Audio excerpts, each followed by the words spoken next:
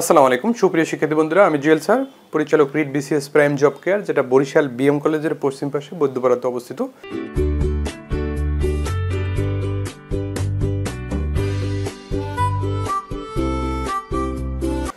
তো বন্ধুরা, আমি আজকে খুবই গুরুত্বপূর্ণ একটা বিষয় নিয়ে আপনাদের সামনে আলোচনা করতে যাচ্ছি। আজকের আলোচনার বিষয় হচ্ছে বুয়েট প্রশ্ন করলে ইংলিশের যে 8টি টপিক থেকে সবচেয়ে বেশি প্রশ্ন থাকবে। অর্থাৎ অনেক শিক্ষার্থী বন্ধুরা রয়েছেন যারা আসলে জানতে চেয়েছেন, স্যার এবার যদি বুয়েট প্রশ্ন করে তাহলে ইংলিশের কোন কোন অংশ থেকে সবচেয়ে বেশি প্রশ্ন আসতে পারে, এই বিষয়টা নিয়ে যদি একটু বলতেন তাহলে আমরা খুবই উপকৃত হতাম। তো মূলত আজকের ভিডিওর মূল উদ্দেশ্যই হচ্ছে এটা। তো বন্ধুরা, আলোচনায় যাওয়ার পূর্বে এখনও যারা চ্যানেলটি সাবস্ক্রাইব করেননি কিংবা যারা আজকে প্রথম দেখছেন, জীবন জীবিকার এই চ্যানেলটি সাবস্ক্রাইব করে নিয়ে পাশে থাকা বেল আইকনটি প্রেস করে দিবেন পরবর্তী নোটিফিকেশনের জন্য। তো বন্ধুরা, কথা আজকে লেন্দি করছি না, আমরা এখনই মূল আলোচনায় চলে যাচ্ছি। আসলে কি সেই 8টি ক্রিম পয়েন্ট, যে 8টি পয়েন্ট থেকে এবার সবচেয়ে বেশি নাম্বার প্রাইমারি পরীক্ষায় দিবে, তো আমরা একে একে জেনে নিই। প্রথমত বন্ধুরা আমরা একটা বিষয় খেয়াল করে নিই। আপনারা জানেন যে ইংলিশের দুইটা পার্ট রয়েছে, বেসিক্যালি হচ্ছে একটা হচ্ছে পার্টস অফ স্পিচ আর একটা হচ্ছে আদার গ্রামার। আমরা যদি পার্টস অফ স্পিচকে একটু রিয়েলাইজ করি, যেমন parts of speech, PS stands for parts of speech. এই পার্টস অফ স্পিচ থেকে 3টা পয়েন্ট থেকে সবচেয়ে বেশি প্রশ্ন এবার প্রাইমারি পরীক্ষায় আসবে। এর ভিতরে একটা হচ্ছে নাউনের একটা পার্ট, সেটা হচ্ছে number and gender of noun. অবশ্যই বন্ধুরা, আপনারা দেখবেন যে যত পরীক্ষাগুলো আসলে হয়েছে, বিশেষ করে বিসিএস বলেন, প্রাইমারি বলেন বা নিবন্ধন ইতিপূর্বে যে পরীক্ষাগুলো হয়েছে, দেখবেন যে খুব কম পরীক্ষাই এই number and gender of noun থেকে মিস করে। এর কারণ আছে, শিক্ষার্থীরা সাধারণত এই পয়েন্টগুলো আসলে উদাসীন থাকে ভোকাবুলারি আইটেমের মতো। সুতরাং এটা অত্যন্ত গুরুত্বপূর্ণ একটি পয়েন্ট। এখান থেকে কিন্তু এবার প্রাইমারি সহকারী শিক্ষক নিয়োগ পরীক্ষায় আশা করি প্রশ্ন থাকবে। এরপরে যদি আমরা দ্বিতীয় আরেকটা পয়েন্টে যাই, সেটাও কিন্তু পার্টস অফ স্পিচেরই একটা অংশ। তাহলে বন্ধুরা অবশ্যই ভার্ব, আপনারা অবশ্যই এই ভার্ব অংশটার প্রতি খুবই গুরুত্ব দিবেন। কারণ ভার্ব এমন একটা জায়গা যেখানে আপনারা দেখবেন যে ভার্বের 3টা পার্ট রয়েছে। একটা হচ্ছে ক্লাসিফিকেশন অফ ভার্ব, একটা হচ্ছে সাবজেক্ট ভার্ব এগ্রিমেন্ট, আর একটা হচ্ছে রাইট ফর্ম অফ ভার্বস। এখন ক্লাসিফিকেশন অফ ভার্বে কিন্তু সেখানে বিবিধ আলোচনা করা হয়, যেমন কোনটা ট্রানজিটিভ ভার্ব, কোনটা ইনট্রানজিটিভ ভার্ব, কোনটা ফ্যাক্টেটিভ ভার্ব, কোনটা কগনেট ভার্ব, কোনটা জেরান্ড, কোনটা পার্টিসিপেল, এইসব বিষয়গুলো কিন্তু ওখানে আলোচনা করা হয়। আর সাবজেক্ট ভার্ব এগ্রিমেন্ট আবার আরেকটা ভিন্ন বিষয়। এরপর রয়েছে রাইট ফর্ম অফ ভার্বস। এই রাইট ফর্ম অফ ভার্বসকে কেন্দ্র করে কিন্তু আবার দেখবেন সেন্টেন্স কারেকশন, বিশেষ করে আপনার এই যে কন্ডিশনাল যে সেন্টেন্সগুলো আছে তাও কিন্তু এটাকে ব্যবহার করেই করে। সুতরাং ভার্বের এই পয়েন্টটাকে আপনাকে খুবই গুরুত্ব দিতে হবে। এরপরে যদি আপনি তৃতীয় নম্বর পয়েন্টটা এই পার্টস অফ স্পিচের ভিতরে খুঁজে নিতে চান, সেটা নিশ্চয়ই কিন্তু অবশ্যই বুঝবেন বন্ধুরা, প্রিপোজিশন। অবশ্যই এখানে দুইটা বিষয় আছে, একটা হচ্ছে ব্যবহারিক, অর্থাৎ ব্যবহারিক একটা প্রিপোজিশনের অংশ রয়েছে, আর একটা রয়েছে আপনার অ্যাপ্রোপ্রিয়েট প্রিপোজিশন। তার মানে হলো যাই হোক, সামগ্রিকভাবে আমাদের এই প্রিপোজিশন এই অংশ থেকে কিন্তু এবার প্রাইমারি সহকারী শিক্ষক নিয়োগ পরীক্ষায় প্রশ্ন থাকবে। এরপরে বন্ধুরা, আমি আলোচনার শেষে আমি আপনাদেরকে দেখাচ্ছি কোন পয়েন্টের উপরে সবচেয়ে বেশি জোর দিবেন। আশা করি আমরা কিন্তু 3টা পয়েন্ট কিন্তু অলরেডি পেয়ে গেছি। এরপরে যদি আমরা চতুর্থ নম্বর পয়েন্টের দিকে তাকাই, এবারে কিন্তু আমরা পার্টস অফ স্পিচ থেকে একটু বেরিয়ে গেলাম। তা হচ্ছে ভোকাবুলারি আইটেম। এই ভোকাবুলারি আইটেমের ভিতরে একটা হচ্ছে সিনোনিম আর একটা হচ্ছে অ্যান্টোনিম। অর্থাৎ এই সিনোনিম এবং অ্যান্টোনিম থেকে নিশ্চিত একটা থাকবে, তবে দুইও থাকতে পারে। তবে এখানে একটু কথা না বললেই হয়, অনেকে জানতে চেয়েছেন স্যার সিনোনিম এবং অ্যান্টোনিমের কোন অংশ থেকে বললে সবচেয়ে বেশি ভালো হয়। তবে সেক্ষেত্রে আমি আপনাদেরকে একটা সাজেস্ট করতে চাই। সিনোনিম এবং অ্যান্টোনিমের ক্ষেত্রে যেই কাজটা করবেন তা হচ্ছে যে আপনারা দেখবেন যে যখন রিয়েল টেস্টগুলো পড়তে যাবেন, সেখানে কিন্তু পিএসসি আছে, ব্যাংক আছে, বিসিএস এবং ইউনিভার্সিটি আছে। যদি আপনি পিএসসি, ব্যাংক এবং বিসিএস পড়েন, তাহলে ইউনিভার্সিটিটা না পড়লেও চলে অনেকাংশে।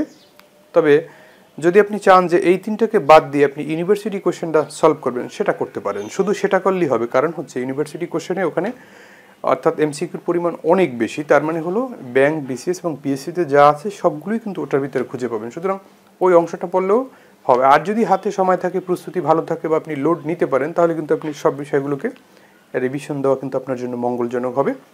বন্ধুরা, আমরা কিন্তু ইতিপূর্বে 4টি পয়েন্ট পেয়ে গেছি যেখান থেকে থাকবে, এবং আমি সর্বশেষ আপনাদের মানবন্টনটা দেখিয়ে দিব। তো যাই হোক, এবারে যদি আমরা চতুর্থ নম্বর অর্থাৎ 5ম নম্বর টপিকে আসি, এই 5ম নম্বর টপিক সবচেয়ে গুরুত্বপূর্ণ 5ম নম্বর টপিকটা কি, সেটা হচ্ছে বন্ধুরা নিশ্চয়ই meaning of phrase. Meaning of phrase খুবই গুরুত্বপূর্ণ একটি পয়েন্ট, বিশেষ করে প্রাইমারি এই সহকারী শিক্ষক নিয়োগ পরীক্ষার প্রশ্নে। এবং আপনি দেখবেন যে প্রাইমারি সহকারী শিক্ষক নিয়োগ এই প্রশ্নে অবশ্যই মিনিং অফ ফ্রেজ থেকে মনে হয় দুটো থাকবে এবার ইনশাল্লাহ, এবং আমার খুব সম্ভাবনা আছে 2টি করে মার্কস কিন্তু প্রায় পরীক্ষায় থাকে, এবারও থাকবে।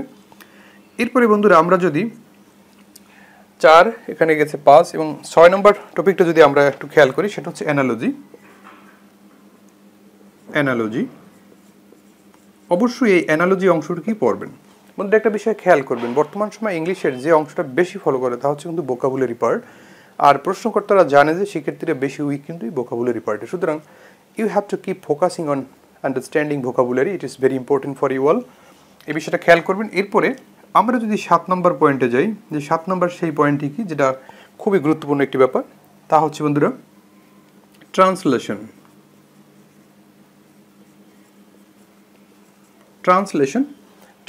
এই পয়েন্টটা কিন্তু খুবই গুরুত্বপূর্ণ একটি বন্ধুরা, গুরুত্বপূর্ণ একটা বিষয়, যে আপনারা কিন্তু এই ট্রান্সলেশন এই পয়েন্টটাকে গুরুত্ব দেবেন, এবং দেখবেন যে প্রাইমারি সহকারী শিক্ষক নিয়োগ পরীক্ষায় এই ট্রান্সলেশন এই অংশ থেকে কিন্তু অবশ্যই থাকবে।